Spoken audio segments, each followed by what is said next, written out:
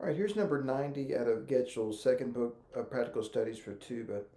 Um, let's look at the first four measures, the first phrase together. So we have this thing where we have this maestoso, and notice the five flats in the key signature. Okay, we're in B flat minor. We're going to go to D flat major at the next section and the allegro, but right now B flat minor.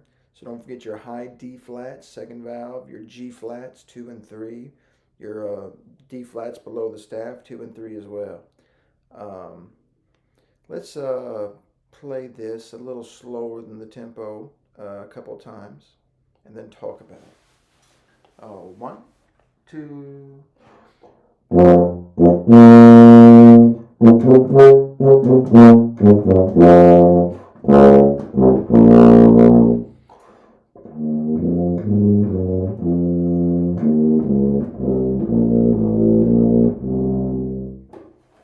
Okay, so the big thing that you need is a huge sound at the beginning. Maestoso, everything sounds real big, real tall, and open. The notes are almost really kind of accented. I'm helping that style and that feel by breathing on those ties. Bum, bum, bum. Bum, bum, bum, bum, bum, bum, bum, bum, bum, beep, beep, ball. Then right here, before the legato, you have to take a huge breath because even though you're playing quietly there, you're going to have to play smooth and connected, which is going to take way more air than what you just used even playing loud.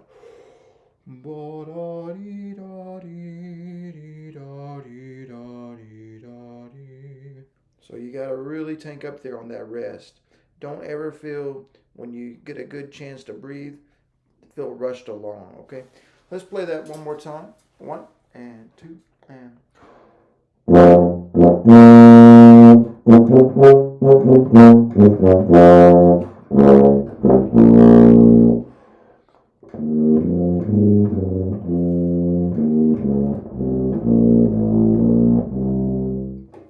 Notice how contrasting the first two measures versus the second two measures. We have kind of this bright, loud sound, lots of articulation, um, almost hammered.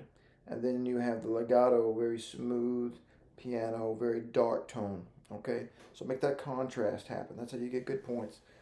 Okay, let's look at the next four measures. We have some more of this kind of loud maestoso kind of style. 1, 2.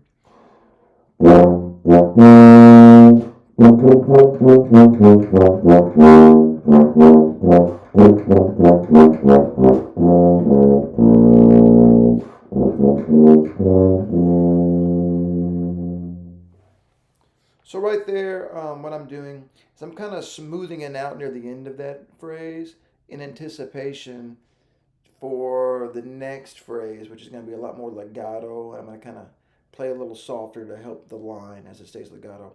So let's play that again. Remember all of our accidentals, G flats. Don't forget those G flats and D flats.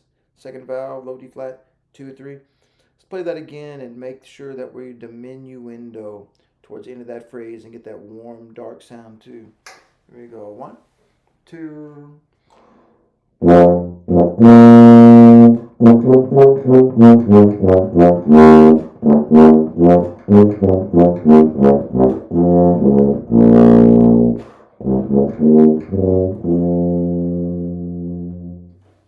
So some good places to breathe in there. Bum bum bum.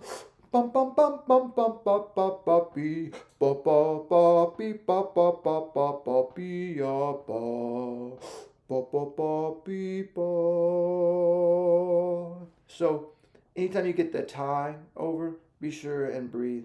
Whenever you get a dotted rhythm, it's a good time to take a little sneaky breath. I like to leave a little gap of space into my dotted rhythms when I play the tuba because the tuba can be kind of muddy, and especially when you're on a stage or in a big room, and you want to be sure that you hear all the details, especially of the little notes. So when you have a dotted eighth note followed by a 16th note, you want to help that 16th note kind of stick out by taking that little sippy breath and leaving that space. It'll really help your style. All right, let's look at the next 4 bars. It's a little smoother. 1 and 2.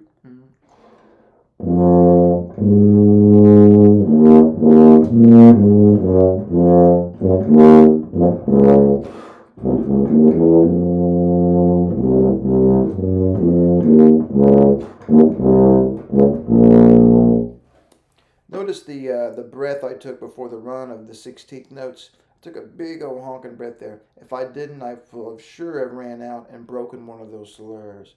Let's try that again. Keep the sound real smooth to reflect all those slurs.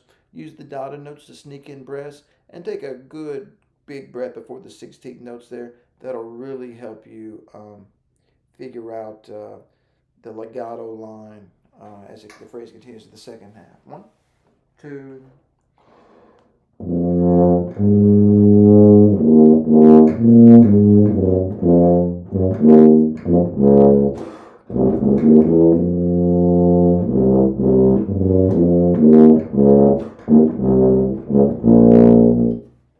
There we go. Make sure part of that dark sound too is when you get to those notes like C, D flat, B flat, step below the staff. You really open it up, drop your jaw, and get that really warm, dark sound like you're. Keep the top of your throat and your mouth open like you burnt your mouth on hot pizza or something. It'll help you blow real foggy, warm air. And the warmer the air, the warmer the sound. Okay?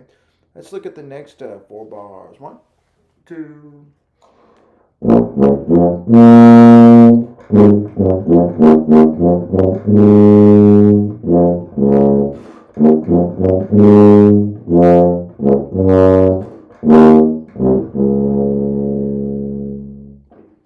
So what this section does is it calls back to some of the previous ideas and helps us end on the D flat in anticipation for the new sound that we get at the Allegro in the key of D flat now instead of B flat minor. Even though they have the same key signature, B flat minor and D flat major, 2 different sounds.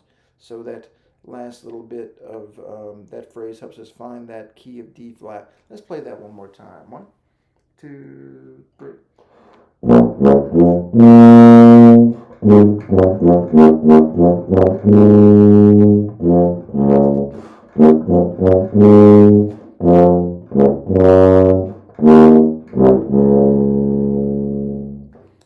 Notice the good breaths I take after the long notes, and notice the detail of the 16th note sticking out really cleanly, helping the sound of the phrase and the music there. Okay, so we get to the next part, allegro. So allegro, fast.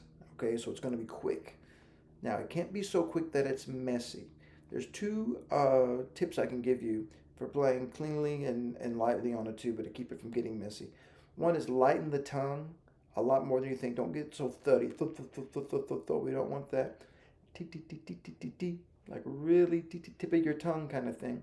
And also think about the wind moving in between the notes too.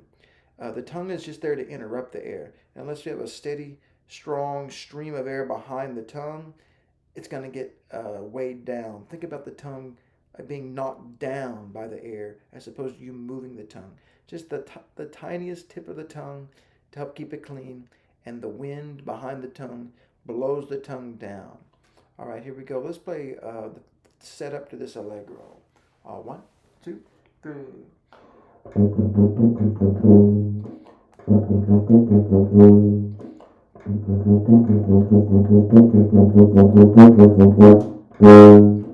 Two things there. It's a really simple repetitive lick, but notice the dynamic mezzo forte. I'm going to start a little softer than that because we have this nice crescendo in there with a big accent and the forte at the end. So we want to start softer and crescendo louder to make that dynamic change more present and a lot more audible to the listener. Let's play that one more time. One, two, three.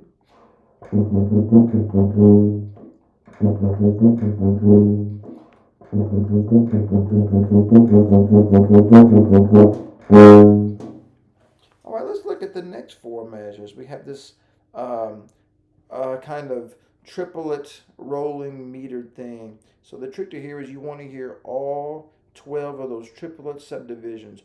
1, 2, 3, 4, 5, 6, 7, 8, 9, 10, 11, 12. Every single measure to make sure that you're not rushing through that.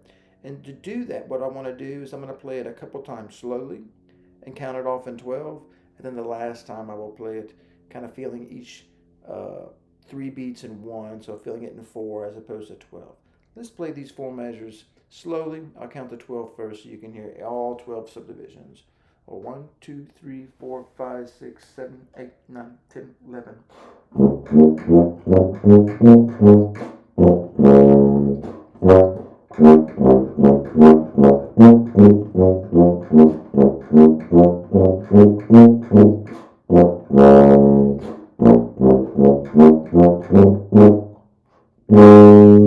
Where people like to go wrong is they don't hold that quarter note for all 3 of the triplet divisions that they've been used to hearing. Let's count it off again in 12 and really hear all 3 of those divisions inside of that quarter note. 1, 2, 3, 4, 5, 6, 7, 8, 9, 10, 11.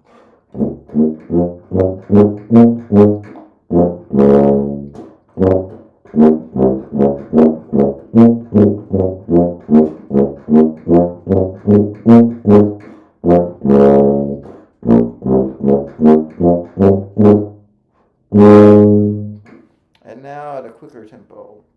1, 2, triple.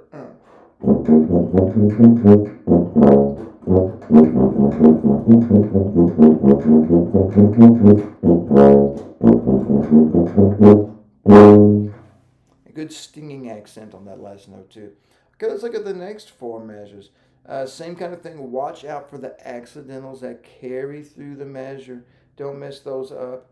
And let's count this one off slowly in 12 too, so we can keep the rhythm really good. 1, 2, 3, 4, 5, 6, 7, 8, 9, 10, 11.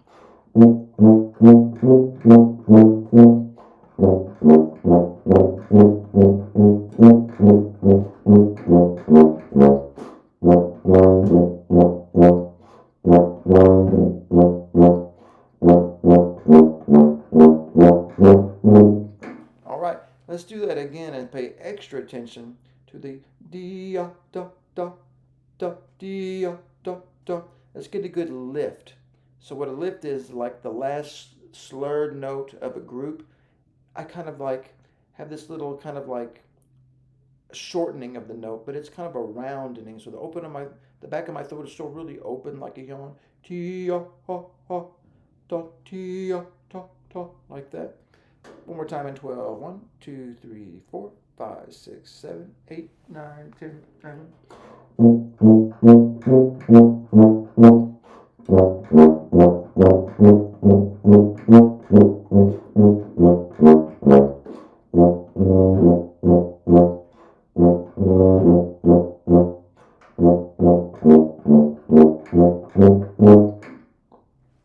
All right.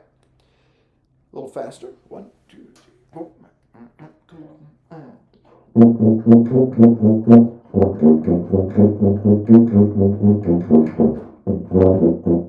A All right, a little full tempo now. 1, 2, 3.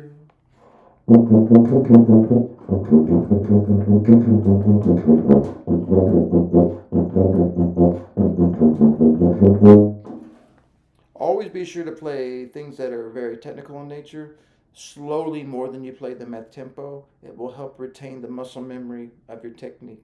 So, for instance, if you're about to go into an audition, make sure that you play, slowly 3 or 4 times versus trying it at tempo the one time.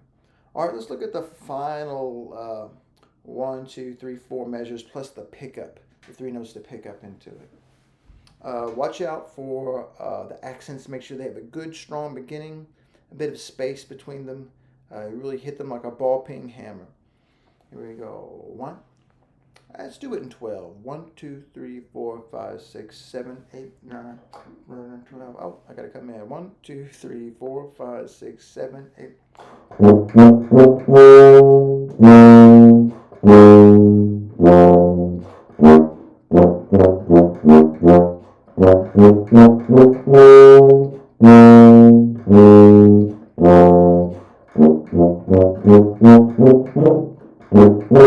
All right, full tempo. 1, 2.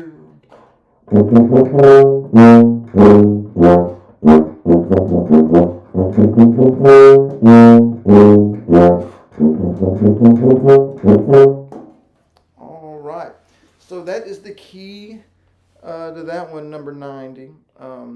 Be sure you don't play too fast and not play clean in the allegro. Make sure that you're playing with rhythmic integrity, that you could feel that triplet subdivision for everything that you play in that section.